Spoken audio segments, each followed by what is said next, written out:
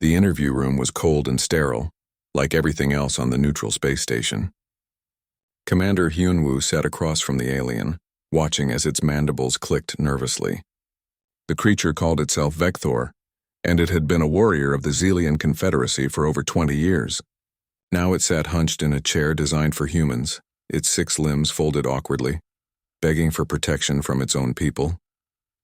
Captain Jia stood by the door, her arms crossed, watching everything. She didn't trust this easily.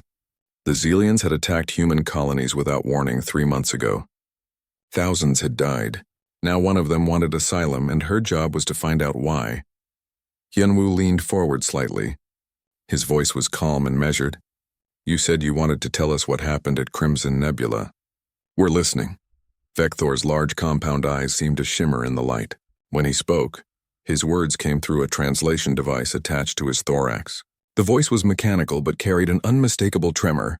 "I need you to understand something first. In my military, I served in 40 campaigns, 40 different battles across 17 systems.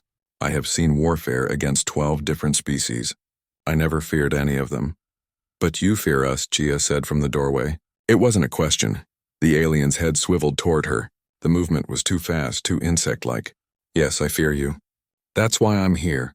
That's why I can never go back." Hyunwoo pulled up a holographic display between them. It showed the star system where the battle had occurred. "Walk us through it. From the beginning." Vector's breathing changed, becoming more rapid. His claws tapped against the table in an irregular pattern. "We received intelligence that a human colony ship convoy would be passing through the Crimson Nebula. 12 military escorts protecting 30 civilian transports. The orders from High Command were clear. Destroy the escorts and capture the transports. Take the humans as prisoners to use for negotiations." "You outnumbered us," Hyunwoo said, checking his own reports. 50 warships, Vector confirmed. "We thought it would be over in an hour. Maybe less. Your people were newcomers to this region of space. You had been in only 3 major conflicts before. Limited combat experience. Your technology was adequate but not exceptional. By every tactical calculation, you were outmatched." Jia moved closer to the table. "So what went wrong?" Vector's mandibles spread wide, an expression that the translation guide identified as distress. "Nothing went wrong with our plan. That's what you don't understand. Everything went exactly as we predicted. We engaged your fleet. We had superior positioning. We had more ships, more firepower, better shields. Within the first 20 minutes, we had destroyed 3 of your escorts. Then why are you here?" Hyunwoo asked. The alien was quiet for a long moment. When he spoke again, his voice was barely audible. "Because your ships didn't retreat, even when it was clear they would lose. Even when any rational commander would have withdrawn to fight another day. They stayed. They stayed and they died and they took us with them." Hyunwoo exchanged a glance with Jia. They both knew the casualty reports. The human fleet had been devastated. But the civilians had escaped. All 30 transports had made it to safety. "Tell us about your commander," Jia said. "What did he think when we didn't run?" Vector's claws dug into the table surface, leaving small scratches. Sub-Commander Revax was confident at first. "He told us that humans were emotional creatures. Soft. That when we started destroying your ships, you would panic and flee. He said it was your weakness. That you cared too much about individual lives to sacrifice them for strategy." "He was wrong," Hyunwoo said quietly. "He was wrong about everything," Vector replied. The translator couldn't hide the anguish in his voice. "We employed what we call the Shatter Protocol. We target life support systems specifically. It forces quick surrenders because the alternative is suffocation. Every species we fought has surrendered within minutes when we use it. Every single one. But not humans," Jia said. "Not humans." Vector's entire body seemed to shudder. "We breached the hull of one of your destroyers. The ship was called Indomitable. I remember because I was monitoring communications. We tore open 3 decks. The crew had maybe 5 minutes of air left. They could have surrendered. They could have evacuated to their escape pods. Instead, they redirected all remaining power to their engines and rammed one of our cruisers at full speed." Hyunwoo felt a chill run down his spine. He had read the report, but hearing it from the other side made it real in a different way. "The crew had time to escape. 47 seconds, Vector said. I calculated it myself. They had 47 seconds to reach the evacuation pods before impact. They stayed at their posts. Every single one of them. They stayed to make sure the angle was perfect, to make sure they would hit us where it would hurt the most. And they were singing, singing, Gia asked on the open channels. As they died, they were singing some kind of battle song. I didn't understand the words then. Later I looked them up. It was about a ship that went down fighting, taking an enemy with it. They were singing about themselves, about what they were about to do. Vector's voice dropped to almost nothing. They knew. They all knew they were going to die, and they sang about it like it was glorious. The room fell silent. Hyunwoo could hear the hum of the station's air recyclers, the soft beep of monitoring equipment. Outside the window, stars drifted past in the endless dark. That wasn't the worst part, Vector continued. The worst part came later. We started intercepting more of your communications, ship to ship, command to crew, and I realized something that made my blood cold. What? Hyunwoo asked. Vector's eyes fixed on him, unblinking. You weren't trying to win. From the very beginning, you never intended to win the battle. You were buying time. Your commanders knew they would probably die. Your crews knew they would probably die. But if they died slowly enough, if they made us work for every meter of space, the civilian transports could escape, and reinforcements could arrive. That's basic military strategy, Gia said. No, Vector replied sharply. Strategy is finding a way to achieve victory. What you did was weaponize your own deaths. You turned every ship into a tool for delay, every life into a tactical resource you were willing to spend. Do you understand what that means? Do you understand what it's like to fight an enemy that has already accepted death? Hyunwoo sat back in his chair. You're saying we scared you because we were willing to die. I'm saying you terrified us because dying didn't make you stop fighting. It made you fight harder. Vector's voice was rising now, the translator struggling to keep up with his rapid speech. We fight to win. We fight to conquer and survive. You fight for something else, something we don't have a word for in our language. You fight so that others don't have to. And that makes you the most dangerous thing in the galaxy. The silence stretched between them. Finally, Hyunwoo spoke. Is that why you're here? Because you're afraid we'll do it again? I'm here, Vector said, because my people are planning another attack. And I can't watch what happens when they realize what I learned. You don't fight soldiers. You fight something worse. You fight believers. 6 hours into the battle, Vector had believed his side was winning. The tactical display on the Xelian flagship showed 12 human vessels marked in red, surrounded by 50 green icons representing their own forces.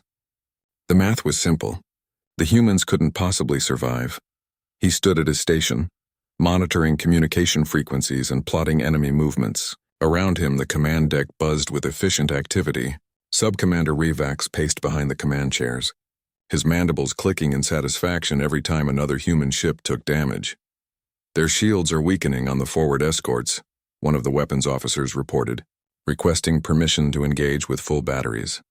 Granted, Revax replied. Focus fire on the destroyer at position 7. Break it apart and the others will scatter.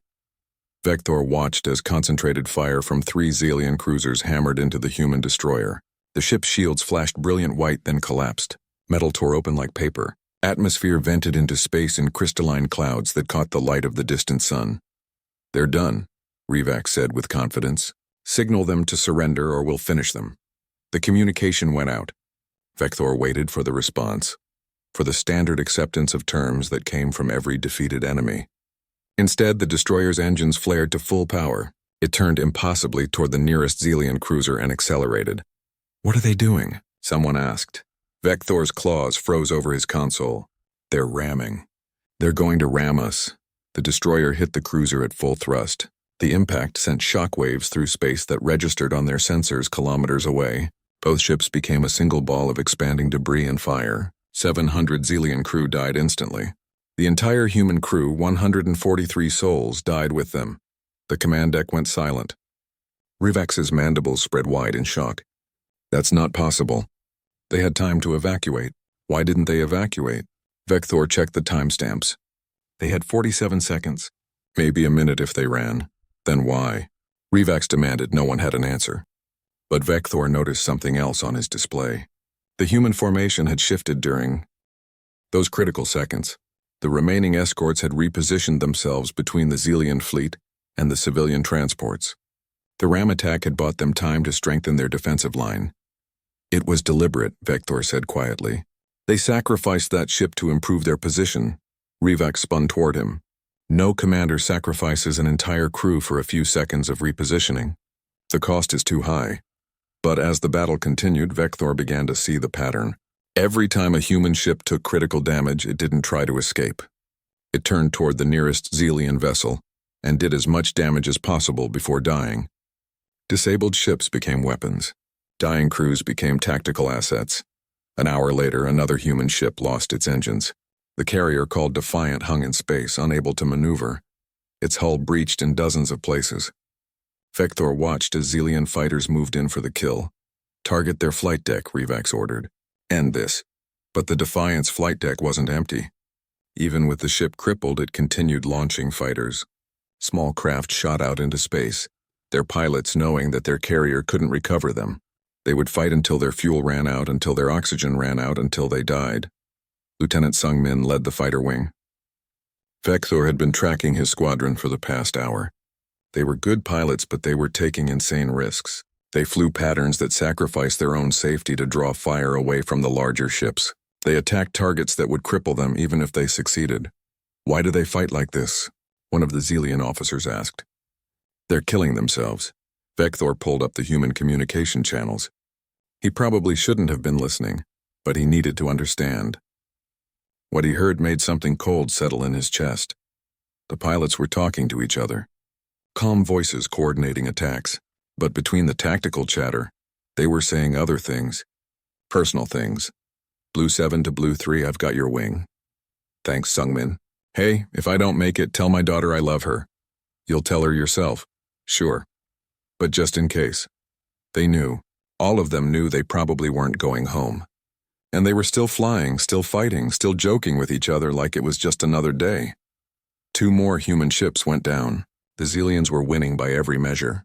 They had more ships, more firepower, better positioning, but Vector couldn't shake the feeling that something was wrong. Sir, he said to Rivak, we should be seeing surrender signals by now. They're stubborn, Rivak replied. They'll break soon, but they didn't break. The human admiral, Taehyung, broadcast on open channels. His voice was steady, almost gentle. All ships, this is command. I know you're tired. I know some of you are scared. But look behind us. Look at what we're protecting. 30 ships full of families, children, people who just want to live in peace.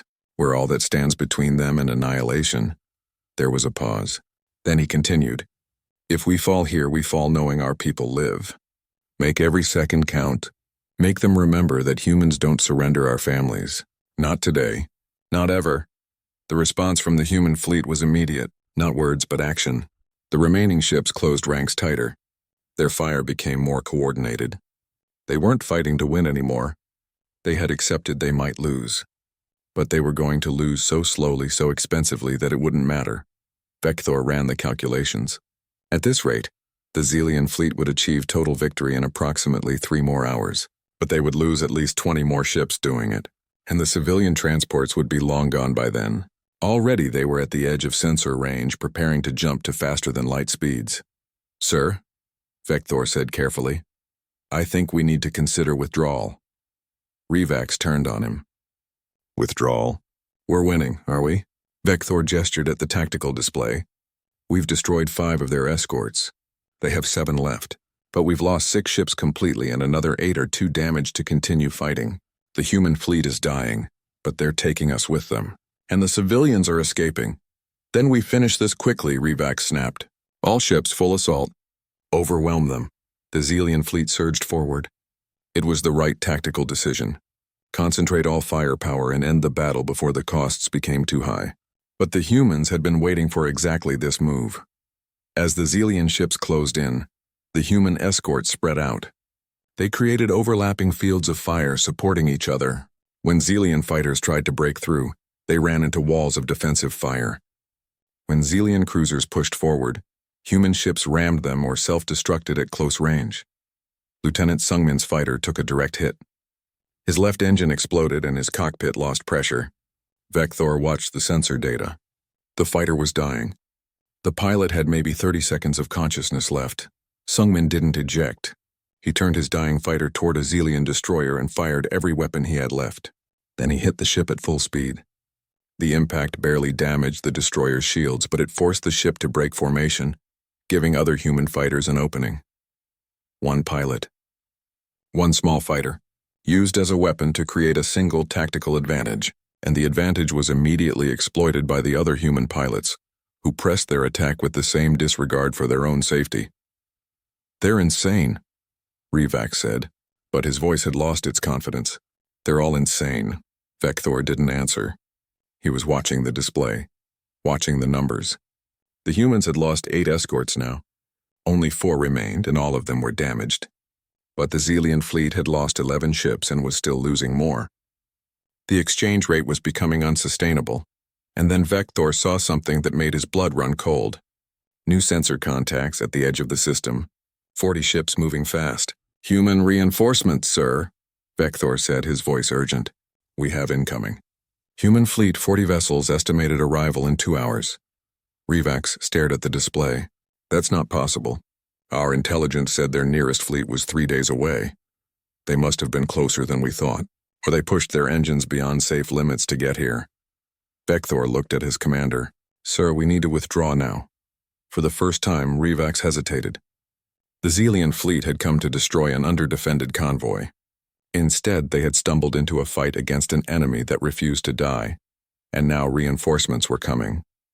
The tactical situation had become a disaster. "Signal the fleet," Revax finally said. "Prepare for withdrawal." As the Xelian ships began to turn away, Vector heard one last transmission from the human admiral. Taehyung's voice was tired but triumphant. "Civilian transports, you are clear to jump. All escort vessels, reinforcements are inbound. We did it. We held them. The remaining human ships didn't celebrate. They just held their position, ready to fight to the last if the Xelians changed their minds. But Vector knew they wouldn't. The Xelians were leaving, and they were leaving beaten by an enemy that should have been easy prey." Vector stared at his console, at the data scrolling past. Every human who had died in this battle had known reinforcements were coming. They had died buying time, knowing that help was on the way. They had traded their lives for minutes and seconds, and those minutes and seconds had been enough. That was when Vector realized he was fighting something he didn't understand. Something that terrified him more than any weapon or warship. He was fighting people who had already decided what they would die for. 10 hours into the battle, Vector stood on the command deck of the Xelian flagship and watched his people retreat from victory. The tactical display showed the truth in cold numbers. The Xelian fleet still had 39 ships capable of fighting. The humans had only 4 escorts left, all of them damaged beyond effective combat capability. By every military standard, the Xelians had won. So why were they running? Fleet Commander Zixal stood at the central command station, his compound eyes scanning the displays. He was the supreme commander of this operation, and he had arrived on the flagship 2 hours ago to take personal control. Now he was ordering a full withdrawal, and Vector couldn't understand why. "Sir," Vector said carefully, approaching the commander, "the human fleet is broken. We could finish them in another hour. Why are we leaving?" Zixal turned to look at him.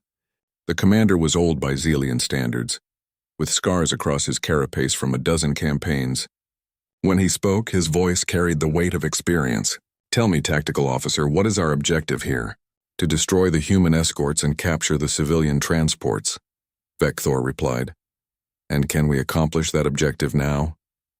Vector checked the long-range sensors. The civilian ships were already jumping to faster-than-light speed, disappearing from the battlefield one by one. "No, sir. The transports have escaped." "Exactly. We came here to win a quick battle. Instead, we've been fighting for 10 hours against an enemy that should have collapsed in one. We've lost 14 ships, 14, and for what? To prove we can eventually destroy 4 damaged escorts?"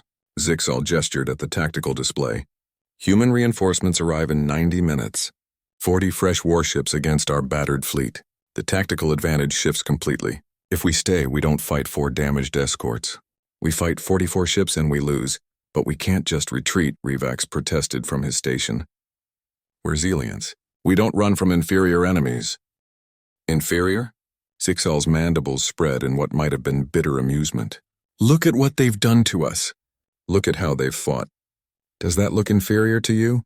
Vector looked at the data streams, the recordings of the battle. He saw the pattern clearly now. Every human action had been calculated. Every sacrifice had bought time or position. They hadn't fought to win. They had fought to accomplish their mission, which was to protect the civilians and hold until reinforcements arrived, and they had succeeded. They were always coming, Vector said quietly. The reinforcements. They were always coming. Every human who died knew help was on the way. And they died anyway, Zixal said. That's what you need to understand. They knew they would probably die. They knew reinforcements would arrive too late to save them. But they also knew their deaths would save the civilians and weaken us. So they chose to die, deliberately, tactically. An alarm sounded across the command deck. Sir, we have a breach, one of the officers reported. Human boarding party, Section 7 of the ship. How did they get aboard? Trifax demanded. One of their damaged fighters rammed us 2 hours ago. We thought it was destroyed, but apparently some of the crew survived in sealed compartments. They've been cutting their way through the hull. Vector pulled up the internal sensors. A group of 12 humans had made it inside the flagship. They were in combat armor, carrying close-range weapons. Leading them was a human female identified as Corporal Minji from the destroyer Indomitable. Send security forces, Zixal ordered. Repel them immediately. Vector watched on the monitors as Xelian warriors moved to intercept the humans. The Xelians were larger, stronger, with natural armor and superior numbers. The first encounter should have ended the threat immediately. It didn't. The humans fought with a coordination that seemed impossible. They moved as a single unit, covering each other, exploiting every weakness in the Xelian formation. When Xelian warriors tried to use their strength advantage in close combat, the humans used speed and tactics. They targeted joints in armor, used the ship's corridors to limit enemy numbers, and fought with a desperate efficiency. Corporal Minji led from the front. Vector watched as she took down 3 Xelian warriors in rapid succession, her movements precise and brutal. When her weapon ran out of ammunition, she used it as a club. When that broke, she picked up a fallen Xelian blade and kept fighting. How are they doing this? Revax asked, staring at the monitors. We're better fighters. Stronger, faster, more armored. But they're more desperate, Vector said. He was starting to understand now. Look at their tactics. They're not trying to survive. They're trying to accomplish something specific. The human boarding party fought their way deeper into the ship. Xelian security threw everything at them. They lost 11 warriors stopping the humans, but eventually they cornered the boarding party in a junction near the command section. Corporal Minji's team was down to 8 soldiers. They were surrounded, outnumbered, with no way to retreat. By all logic, they should have surrendered. Instead, Minji activated a communication device. Her voice came through the ship's internal systems, translated into Xelian language. Section 7 secured. Initiating final protocol. What does that mean? Zixal demanded. Vector checked the sensors and felt something cold grip his chest. They're detonating charges. They're sealing themselves into that section with our command crew. The explosion wasn't large, but it was precisely placed. Blast doors slammed shut, cutting off that entire section of the ship from the rest. The humans and 30 Xelian warriors, including 3 senior officers, were trapped together in a sealed compartment. They're not trying to escape, Vector said. They're taking hostages. But that wasn't quite right either. As Vector watched the sensor data, he realized the humans weren't negotiating. They were broadcasting. Xelian Fleet, Minji's voice came through on open channels. This is Corporal Minji of the Earth Defense Forces. We have control of Section 7 of your flagship. We have your officers. We're not asking for terms. We're not trying to escape. We're just making sure you remember us. Remember that humans don't stop fighting just because we're going to die. She's insane, Revax said. No, Zixal replied quietly. She's making a point. They all are. On the monitors, the trapped humans set up defensive positions. They knew they would eventually die when the Xelians cut through the sealed doors. But they were going to make it as difficult and costly as possible. Sir, one of the officers reported, the human reinforcement fleet is now 70 minutes away. Zixal made a decision. Signal the fleet. Full withdrawal, maximum speed. Leave the flagship. What? Revax looked shocked. We can't abandon the command ship. It's already lost, Zixal said flatly. Those humans are going to die in there, but not before they tie up our resources trying to get them out. And we don't have time. We need to leave now, or we'll all be dead when their reinforcements arrive. Vector felt something break inside him as he watched the command crew evacuate. They were leaving their own flagship behind because a handful of humans had made it impossible to operate effectively. The humans hadn't captured the ship. They had just made it useless, and they had done it knowing they would die in the process. As Vector boarded the evacuation shuttle, he took one last look at the monitors showing Section 7. Corporal Minji and her team were setting up their defenses, preparing for the inevitable assault. They were smiling, actually smiling and talking to each other like they were on a training exercise instead of facing certain death. "Why are they smiling?" someone asked. Vector didn't answer. He was beginning to understand, and the understanding terrified him.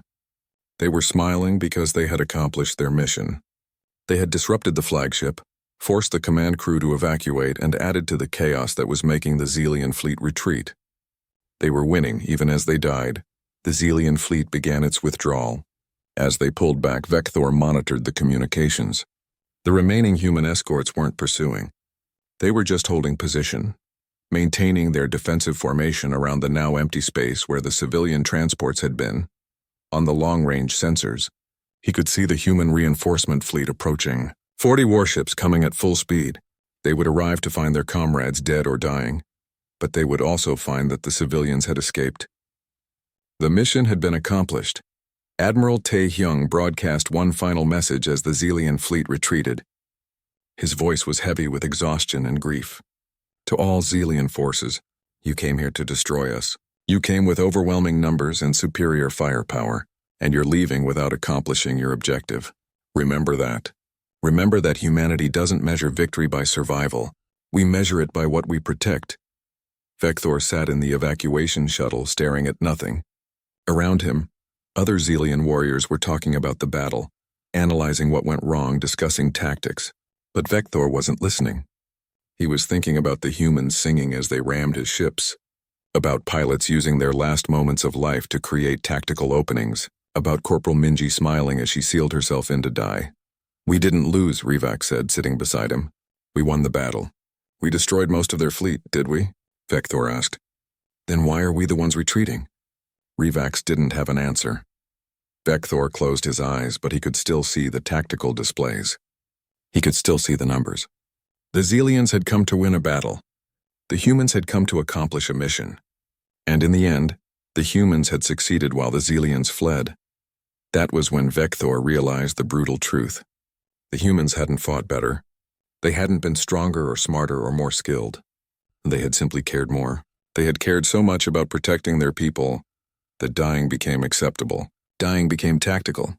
Dying became a weapon. And there was no defense against an enemy who had weaponized their own mortality through absolute conviction. No tactic could counter it. No strategy could overcome it. Because how do you defeat someone who has already accepted death and found something more important? Vector didn't know the answer. But he knew he never wanted to face humans in battle again. The thought of it made something primal inside him scream in terror. Not fear of dying. Fear of facing people for whom death was just another tool to be used in service of something greater. The fleet jumped to faster than light speed, leaving the battlefield behind. But Vector knew he would never leave it behind in his mind. The battle at Crimson Nebula would haunt him forever. Not because of the violence or the death, but because of what it revealed about humanity. They were the most dangerous thing in the galaxy, and they didn't even realize it. 2 weeks had passed since Vector's interview, and he had spent most of that time working with Dr. Jae-won and providing intelligence to the human military.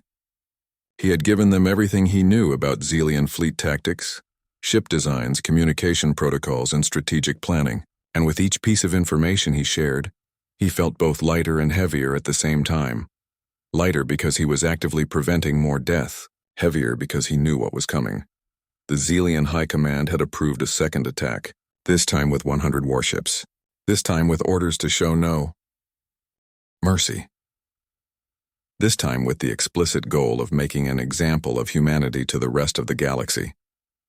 Vector stood in the command center of the Human Defense Station, watching the tactical displays. Around him, human officers moved with calm efficiency, preparing for the battle they knew was coming. Admiral Tae-hyung stood at the center of it all, the same man who had commanded at Crimson Nebula. He had survived that battle, though his ship had been destroyed under him.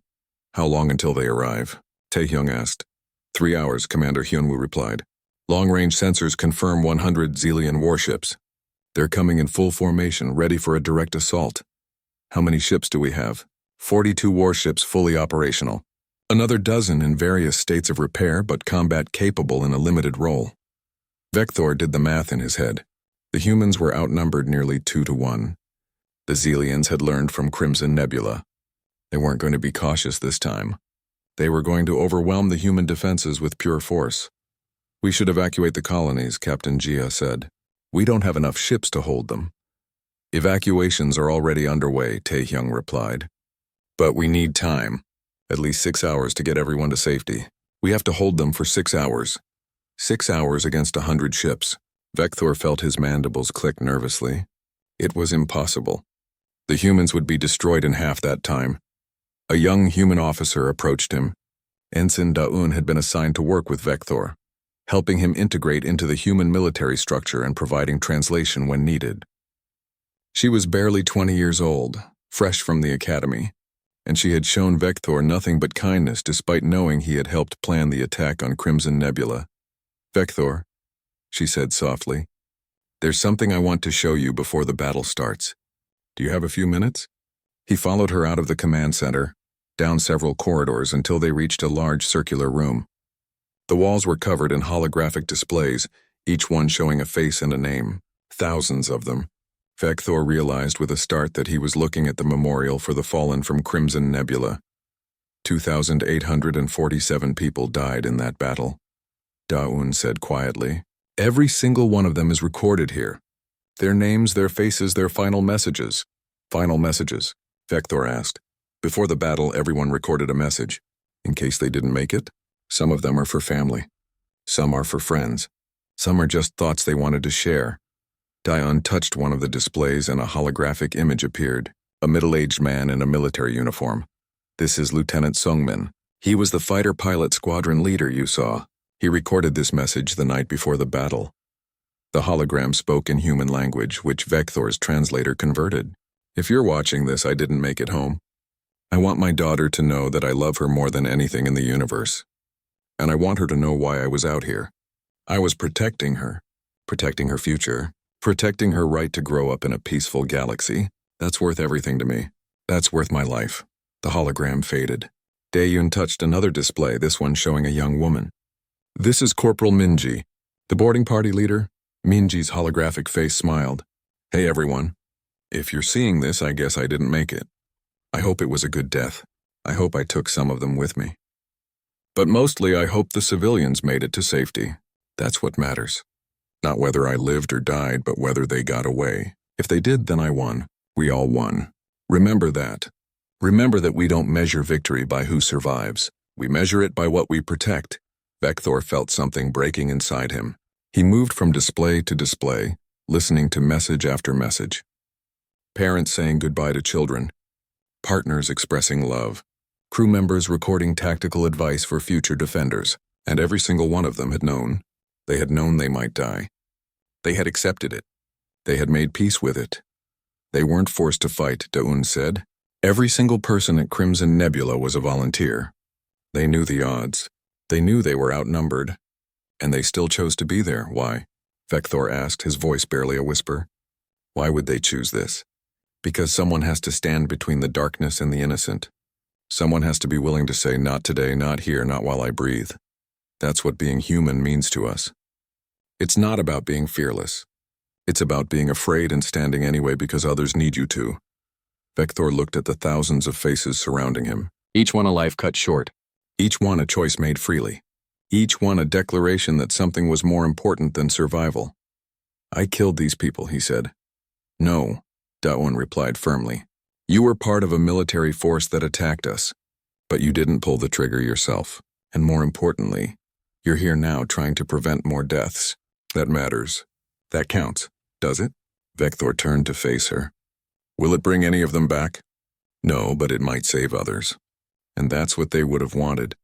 Every person in this memorial died so others could live. Honoring them means choosing life over death, peace over war, understanding over hatred. An alarm sounded throughout the station. The Zillion fleet had entered sensor range. The battle would begin in less than 2 hours. Vector and Dayun returned to the command center. Admiral Tae-hyung was preparing to broadcast to the human fleet. Commander Hyunwoo approached Vector with a request. "We want to send a message to the Xelian fleet. We want you to translate. Will you do it?" Vector nodded slowly. This was why he was here. This was his chance to make a difference. Tae-hyung stood before the communication array. His voice was calm, almost gentle. "Attention, Xelian fleet. This is Admiral Tae-hyung of the Earth Defense Forces. I was at Crimson Nebula. I saw what happened there. I saw my people die protecting civilians. I saw them fight with everything they had to buy time for reinforcements. And I saw you retreat from a battle you were winning." He paused. "You're here again with more ships. You think overwhelming numbers will make a difference. You think if you just hit us hard enough, fast enough, we'll break. But you learned nothing from Crimson Nebula. You didn't lose because we were stronger. You lost because we wanted it more. We believed in what we were protecting more than you believed in conquest." Vector translated the words into Xelian language. His voice steady despite his fear. "We know many of us will die today," Tae-hyung continued. "We know you outnumber us. We know the odds are against us. But understand this. We are humanity. We don't fight because we're unbreakable. We fight because some things are worth breaking for. We don't fight because we can't lose. We fight because losing doesn't matter if we accomplish our mission." The Admiral's voice grew stronger. "Behind us are colonies full of families, children, people who just want to live in peace. And we will stand between you and them for as long as we have breath. We will make you pay for every meter of space.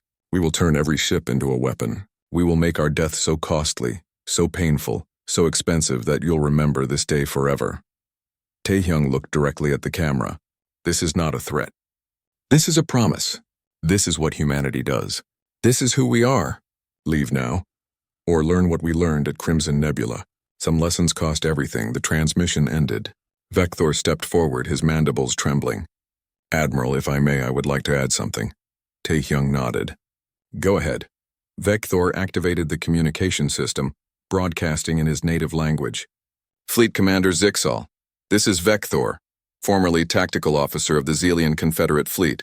I was at Crimson Nebula. I witnessed what happened there. I saw our people retreat from victory because we couldn't face what the humans were willing to do." He took a breath. "I came to conquer humanity. Instead, I learned what it means to truly live. The humans showed me mercy I didn't deserve. They helped me when they had every right to destroy me, and they did it because they believe that peace is worth more than revenge. That understanding is worth more than hatred." His voice grew urgent. "Turn back, please. You cannot win this. Not because you lack firepower, but because you cannot match their will. They have already accepted death. They have already decided what they will die for. And you cannot defeat that with weapons or numbers or tactics.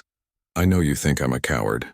I know you think I've betrayed our people, but I'm trying to save you, save all of us. Because if you attack, you will win the battle. You will destroy their fleet. But it won't matter. They will delay you long enough for reinforcements to arrive, and then you will die having accomplished nothing except proving them right." Vector closed his eyes. "I learned the hard way. Let me save you from learning the same lesson. Some enemies can't be defeated because they've already won by choosing what they fight for. Turn back while you still can." The transmission ended. The command center was silent. Then slowly the humans began to prepare for battle. They moved with calm efficiency, each person knowing their role, accepting what might come. The human fleet deployed, forming a defensive line between the station and the approaching Xelian armada. The ships didn't charge forward or take aggressive positions. They simply held the line, protecting what was behind them. An hour passed. Then another. The Xelian fleet approached within weapons range. But they didn't fire. They held position just outside of combat distance. Finally, a transmission came through. Fleet Commander Zixal appeared on the display. The old warrior looked tired. "Vector, you were always a good tactical officer. Perhaps too good. Perhaps you saw things the rest of us didn't want to see." "Sir?" Vector responded. "I remember Crimson Nebula. I remember watching them die and wondering why they wouldn't stop. Why they wouldn't surrender when surrender was the logical choice." Zixal's mandibles spread in what might have been a sigh. "I told High Command that we couldn't win a war against humanity.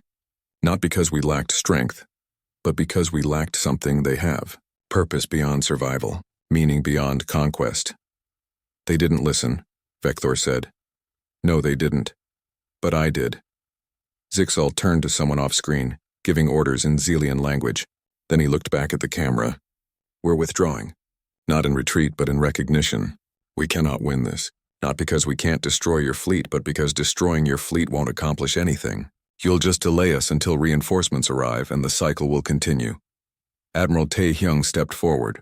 Fleet Commander Zixal, thank you for choosing wisdom over pride. Don't thank me yet, Zixal replied. There are others in high command who won't accept this. They'll send more fleets, more warriors. They'll keep trying to break you. Then we'll keep standing, Tae-hyung said simply. For as long as we have to. For as long as there are people who need protection. The Zelian fleet began to turn away. Slowly, maintaining formation, they withdrew from human space. The command center erupted in cheers, but Vector felt only exhaustion. The battle had been avoided, but the war wasn't over. It might never be over. Dayun found him standing by the memorial wall looking at the faces of the fallen.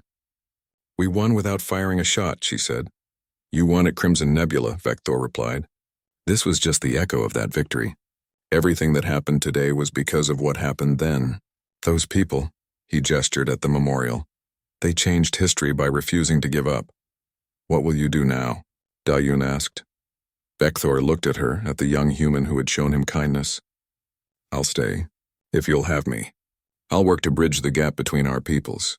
I'll try to help other Zelians understand what I learned. That strength isn't about domination.